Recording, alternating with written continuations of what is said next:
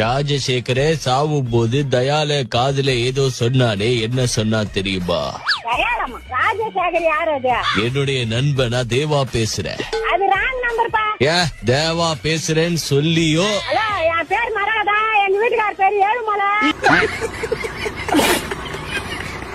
ராஜசேகர சாகும் போது தயால காதுல என்ன சொன்னா? அதெல்லாம் எங்களுக்கு தெரியாது. போன கட் பண்ணி நீ படிக்க மாட்டேங்கிற. ஆயா, நான் பவர் ஹவுஸ் போட்டேன்னாக்கா உங்களை முடிச்சு கட்டிடுவேன்.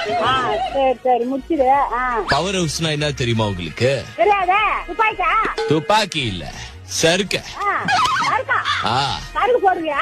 30 வருஷம் நிறுத்திருந்த ராஜசேகரனு கோச நிறுத்திருந்த ராஜசேகரன் தயால கொன்னுட்டா. அது ஏன் கொன்னான்னு உங்களுக்கு தெரியுமா?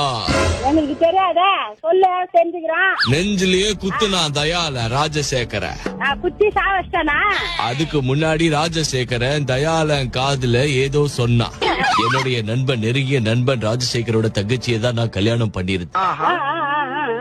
ஒரு சிலிண்டர் வெடிப்புல என் பொண்டாட்டி இறந்துட்டா. ஆமா, அதுல இருந்து ராஜசேகர என்கிட்ட 30 வருஷம் பேசாம இருந்தா. 30 வருஷம் கழிச்சு என்ன ஆச்சுன்னு அவனை போய் பார்க்க போனாக்கா ராஜசேகரனை தயால கொன்னுட்டான். அப்படி கொல்லும் போது ராஜசேகரன் தயாலன் காதுல ஏதோ சொன்னானே, என்ன சொன்னா தெரியுமா?